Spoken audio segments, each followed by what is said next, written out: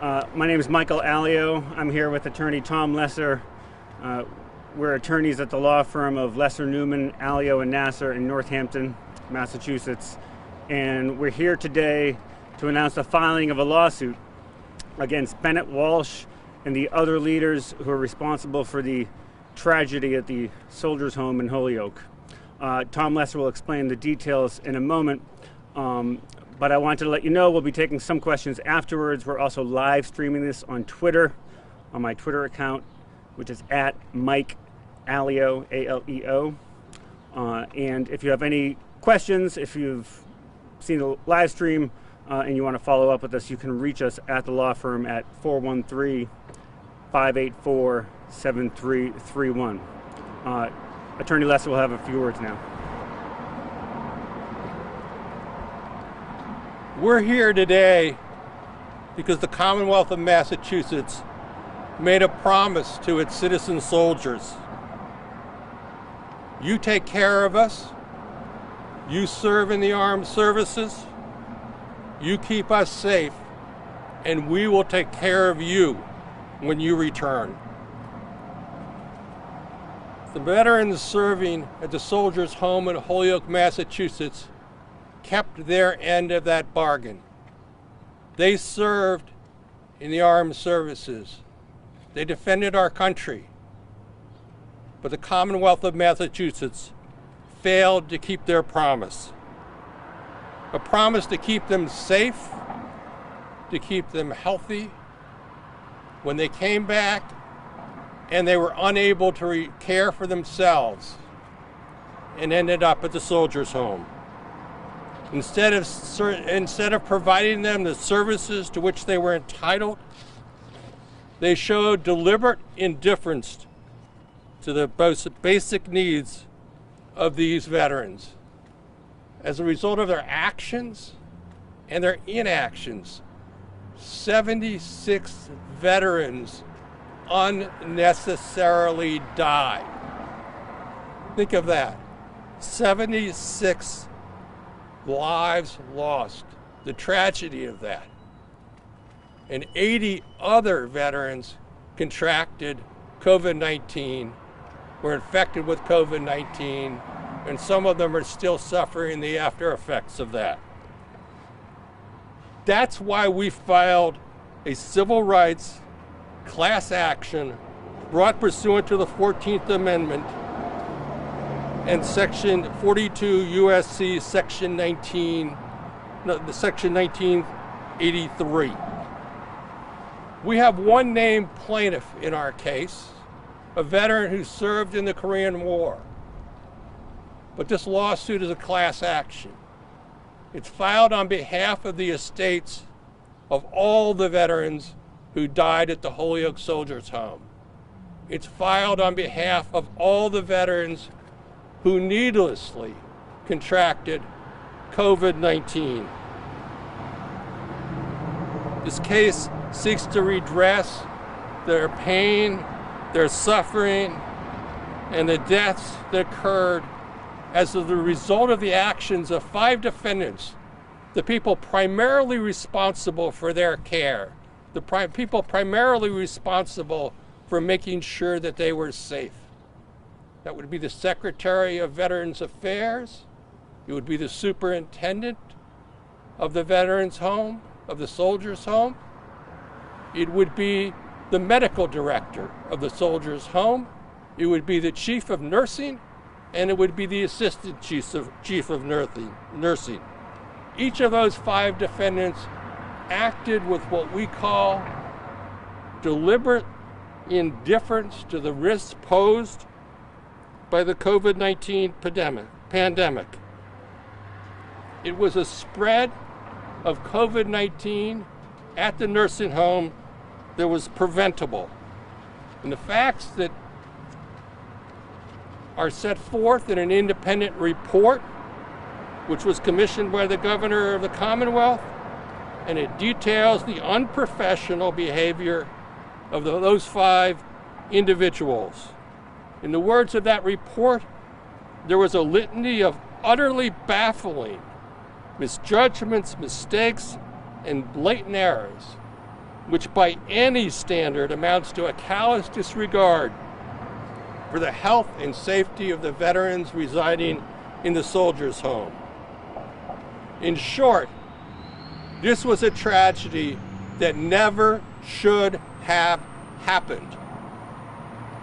In bringing this lawsuit, we fully understand that no legal proceeding can ever restore the lives of these 76 veterans who served our country. We fully understand that nothing we do can bring back the health of the 80 other veterans who contracted COVID-19. But this case seeks to right those wrongs. It seeks to provide a statement of wrongdoing and afford those citizen soldiers and their families some modicum of respect for what they gave us.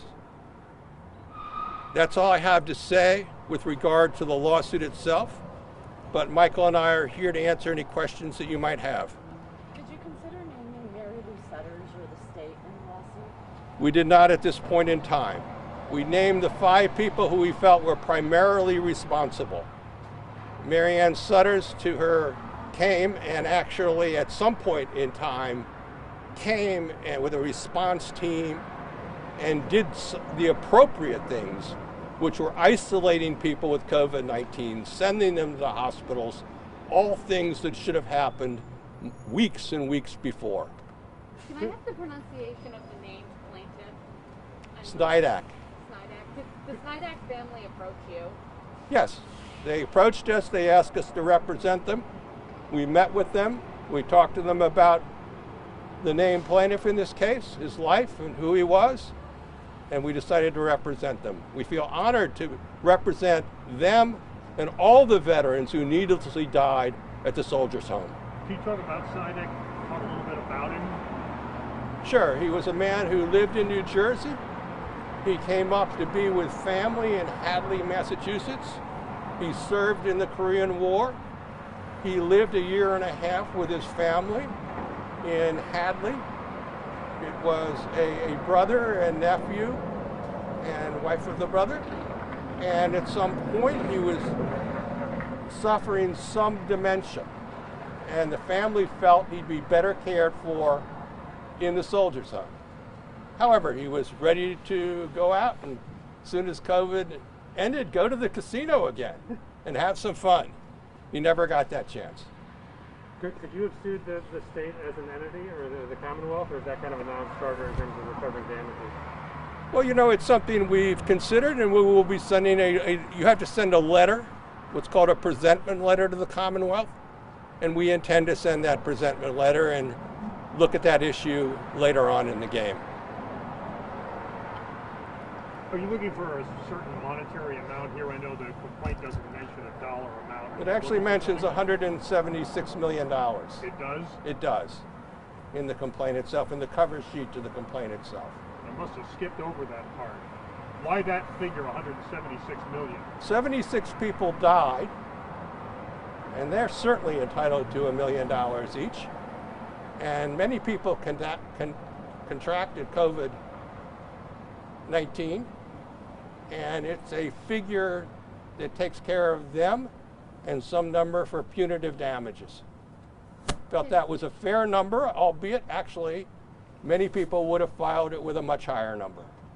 Can any other families who might be interested in becoming named plaintiffs contact you or somehow join in?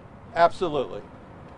Absolutely. And some lawyers have contacted us already, and we expect, although it's a class action, to be adding named plaintiffs as time goes on.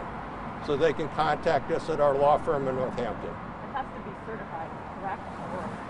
It has to be certified as a class. We have filed it. There'll be hearings held as time goes on with regard to the class. So the lead plaintiff, was he on one of those critical 2 units? They were both dementia units. He was on a dementia unit.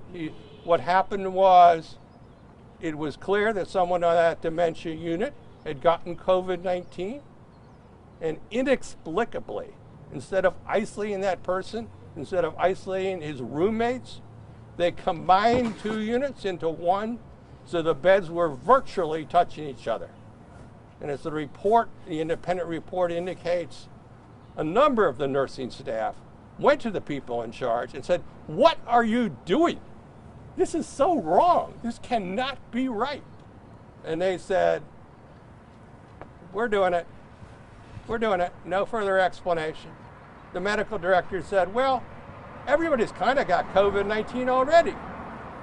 They knew exactly what they were doing. What's really extraordinary about this is the day they combined those units, they had 13 or 14 body bags sent to the institution that they knew they were going to use. And within a matter of a day or two, perhaps even that day, a refrigeration truck arrived. They knew this was going to happen. That's callous disregard. That's indifference to people's pain and suffering. That's indifference to human lives. And that's why we brought this lawsuit. Something like half of all COVID-19 deaths in the state have been in nursing homes. How do you know that all 76 of these men died, quote unquote, unnecessarily? We know that all of them had COVID according to the independent report. That's the best information we have at this point in time. There could have been additional people who had COVID-19 at the Soldiers Home who died, but we know that 76 people had it and 76 people died. And it's on their death certificates. Dealing with the pandemic, I think, is something that's a little bit new to all of us.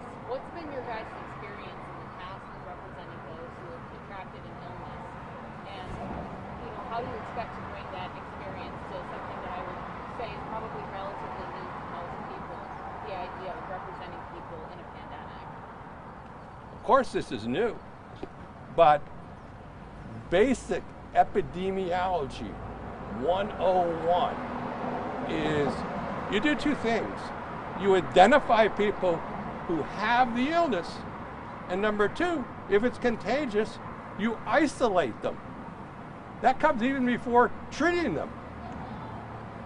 And they failed both of those basic 101 standards. So yes, it's new, but it's not old epidemiology. This epidemiology and what you do in terms of a pandemic has been around for a long time. We've had a number of pandemics in the past, and we've dealt with them. What happens next in terms of the suit? Could you just tell me kind of what the next steps are? Well, the next step really is that we serve it on the defendants. We wait for their response, and we go from there. We probably add on more plaintiffs as time goes on. We expect that to happen. And does the judge need to certify it as a class action? Absolutely. There'll be hearings at some point down the line. So that's after you serve it on the defendants are served and then a judge? Yeah, that's probably a good 6 months down the line. But perhaps the Commonwealth will step up and say, yes, we want to get these people some modicum of compensation. We'll see what happens. And if that happens, the suit might go away, you mean? Or? No, potentially there could be a settlement on behalf of a class, but we're way down the line at that point in time. We're going to see how the Commonwealth responds to this. We have 2 other independent reports that are still pending. One is from Maura Healey, our Attorney General in Massachusetts, and the other is from Andrew Lowling, who's the U.S. Attorney in Boston. So we'll see what they have to say also. I think some public employees are shielded if they're acting in their official duties from, for damages, like school committee members and whatnot. How does it work with these individuals? Are they fully liable for their actions if they're, performing their professional duties? If they violate someone's civil rights, yes, they can be sued. Most people are school committee members or municipal employees who do something wrong and they're negligent. No, they can't be sued individually. The Commonwealth can be sued. But they can't be sued individually. But a civil rights action is a different animal. And okay. I guess just to further my previous question, is there any legal precedent before this case where failure to prevent the spread of an infectious disease is ruled as violation of someone's human rights? Well, there are certainly cases where a failure to act and inaction can be termed a indifference to human rights, to the right to life, liberty, and yes, they're certainly not in the case of COVID-19 right now. We're very early on, but there's certainly cases where a failure to act in a pandemic is actionable. Okay, folks, thanks so much for coming out. Again, you can reach Attorney Lesser and myself at our law firm at 413-584-7331. The complaint has been filed with the federal court. We can provide copies if you'd like, but please do be in touch. Thank you. Chief Jim, if I guys want to reach me today, if we have any back questions. Absolutely. If you have any more questions, probably the easiest way is calling 413-584-7331. We'd be happy to talk. We'll be in the office all day long. Okay? Yeah, thank you.